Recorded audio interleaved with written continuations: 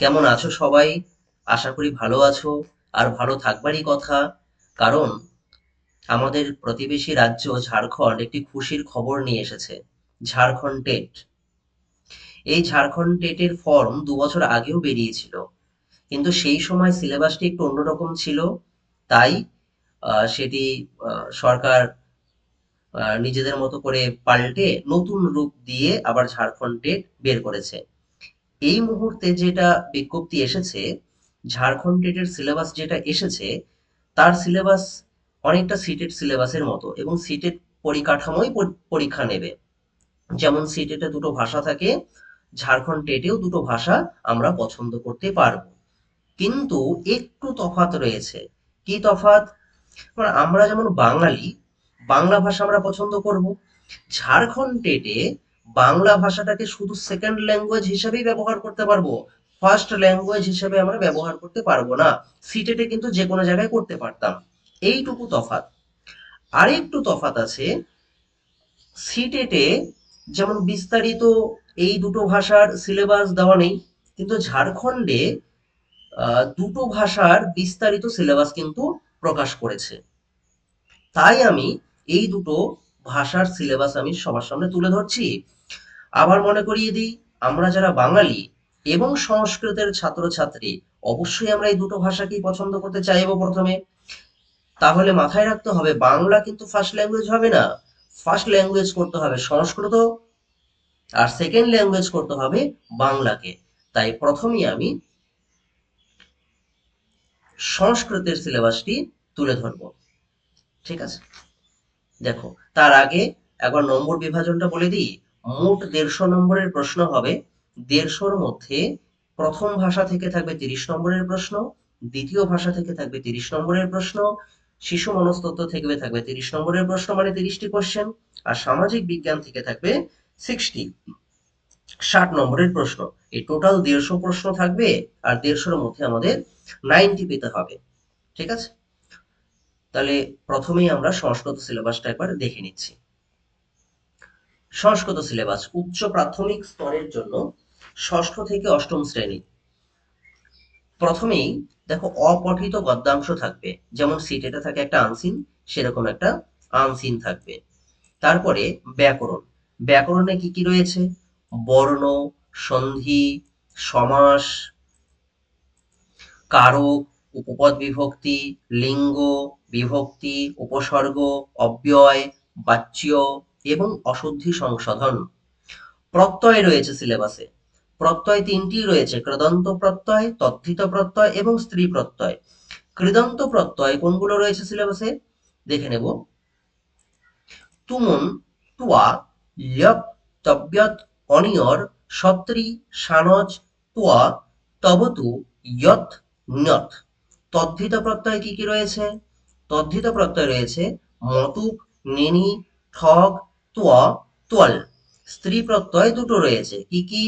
টাপ এবং ইন। এরপরে চলে যাব শব্দ ভান্ডার। দেখো, শব্দ ভান্ডার কি কি রয়েছে সিলেবাসে?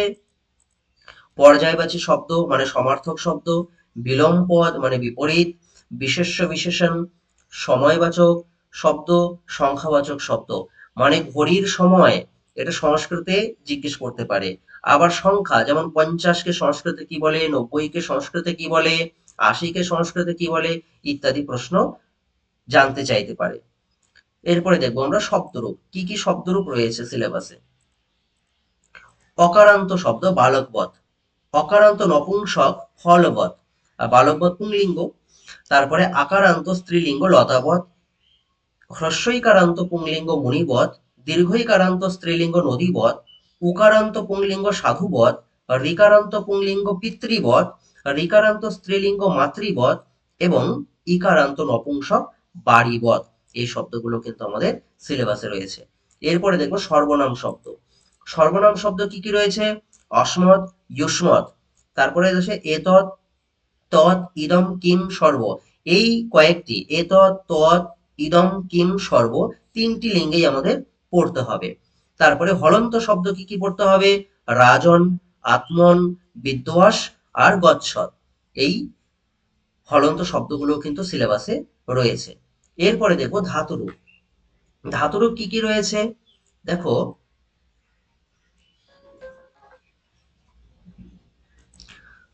গম, পরস্মৈপদী, গম, পট, দৃশ, দা, ক্রি, বিদ, ভূ, অস, নম, ঘ্রা, পা, লিখ, ক্রির, শ্রু, এগুলো হচ্ছে পরস্মৈ ধাতু। এগুলো পরস্মৈপদী ধাতু, এগুলো সিলেবাসে রয়েছে। এরপরে দেখো আত্মনেপদী ধাতু। আত্মনেপদী ধাতু কি কি রয়েছে? সেব, লব, বৃত, ইয়াচ।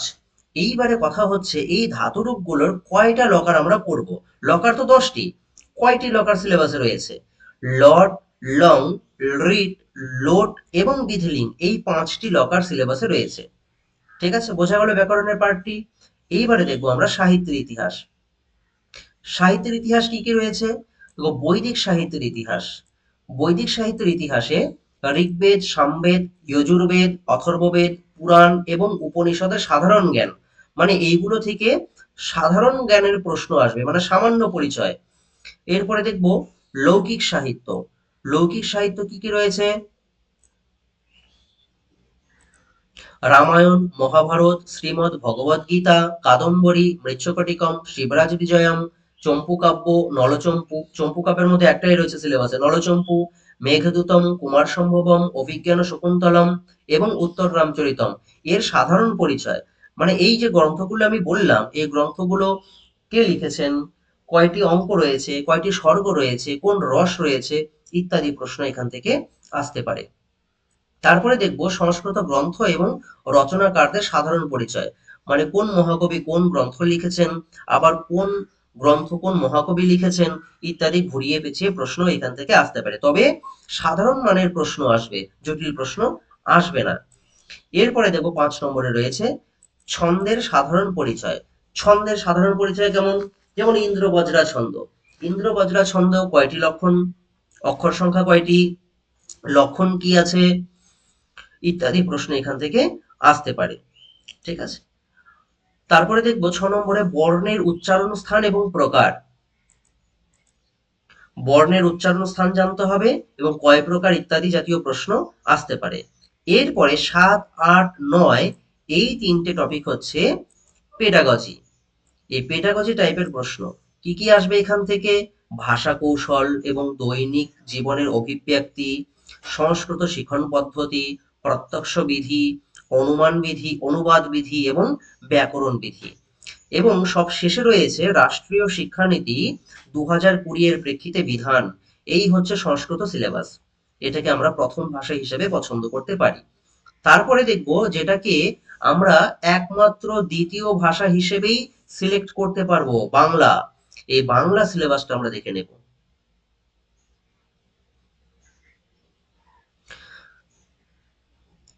বাংলা, আচ্ছা এখানে হবে উচ্চ প্রাথমিক হবে না, ভুলবশত মাধ্যমিক লেখা রয়েছে, উচ্চ প্রাথমিক। উচ্চ প্রাথমিক স্তর কি কি রয়েছে দেখো, প্রথমেই রয়েছে একটা অপঠিত গদ্যাংশ এবং পদ্যাংশ। সংস্কৃতে শুধু গদ্যাংশ আসবে, মানে সিলেবাসে রয়েছে, কিন্তু বাংলায় অপঠিত গদ্যাংশ আসবে এবং পদ্যাংশ আসবে, আনসিন দুটো আসবে, গদ্য এবং পদ্য দুটোই। তারপরে দেখো বাংলা ভাষার 2 নম্বরে বাংলা ভাষার প্রধান প্রধান সাহিত্য ও সাহিত্যিকদের পরিচয়, যেমন নাম, ছদ্মনাম, উপাধি, বিখ্যাত রচনা ও চরিত্র, বিখ্যাত উক্তি ও বিশেষ পুরস্কার প্রাপ্তি ও পরিচয়, ইত্যাদি সামান্য মানের প্রশ্ন বাংলায় এগুলো আসবে। এরপরে দেখো বাংলা ব্যাকরণ। বাংলা ব্যাকরণ কি কি রয়েছে সিলেবাসে? দেখো ধ্বনি, বর্ণ, বর্ণ বিশ্লেষণ, কারক চিহ্ন, অক্ষর ও মাত্রা, সাধু ও চলিত ভাষা, মানে সাধু ভাষা চলিত ভাষা, ভাষা ও উপভাষা, পদ পরিচয়, পদান্তর, ক্রিয়ার কাল, কারক ও বিভক্তি, সন্ধি, সমাস, বিপরীত শব্দ, সমার্থক শব্দ, লিঙ্গ, বচন, পুরুষ, এক কথায় প্রকাশ, সমচ্চারিত ভিন্নার্থক শব্দ, উপসর্গ ও অনুসর্গ, প্রত্যয়, প্রবাদ প্রবচন ও বাংলা শব্দ ভান্ডার, এইগুলো বাংলা ব্যাকরণের সিলেবাস। আরো রয়েছে কি রয়েছে? বাক্য ও ভাষা ব্যবহার, বাক্যের প্রকারভেদ, বাক্য পরিবর্তন, বাচ্য পরিবর্তন, শুদ্ধ বানান, অশুদ্ধি সংশোধন ইত্যাদি বাংলা ব্যাকরণের টপিক সিলেবাসে রয়েছে। এরপরে 4 এবং 5 নম্বর দুটি বাংলা পেডাগজি টাইপের সিলেবাস। দেখো, এখান থেকে পেডাগজি টাইপের প্রশ্ন আসবে। বাংলা ভাষায় কি বলছে? শিক্ষণ পদ্ধতি, ভাষা শেখার তত্ত্ব, ভাষা দক্ষতা, শ্রবণ, কথন, পঠন ও লিখন, শিশুদের ভাষা বিকাশ, ভাষা শেখানোর পদ্ধতি, পাঠ পরিকল্পনা, ভাষা শিক্ষায় মূল্যায়ন পদ্ধতি, ভাষা শেখার সমস্যা ও সমাধান, অন্তর্ভুক্তিমূলক শিক্ষা, শিক্ষণ, শিখন উপকরণ ইত্যাদি। আর কি রয়েছে সবশেষে, যেটা আমরা সংস্কৃততেও পেয়েছি, রাষ্ট্রীয় শিক্ষানীতি 2020 এ আঞ্চলিক ভাষা সংক্রান্ত বিধান। এই হচ্ছে বাংলা সিলেবাস। ঠিক আছে? আমরা কিন্তু এই সংস্কৃত ইনফরমেশন চ্যানেলে সংস্কৃত এই যে সিলেবাসটি রয়েছে, এই সংস্কৃত সিলেবাসে যে বিষয়গুলো রয়েছে সেগুলোর বিভিন্ন টপিক এখানে আমরা আলোচনা করেছি, করছি এবং করব। যদি ভালো লেগে থাকে তোমাদের, তোমরা এখানে থেকে টপিকগুলো তোমরা আলোচনা করতে পারো এবং চ্যানেলটি দেখতে পারো। ঠিক আছে? ভালো থেকো সবাই, শুভকামনা সকলকে। দেখা হবে পরের ক্লাসে।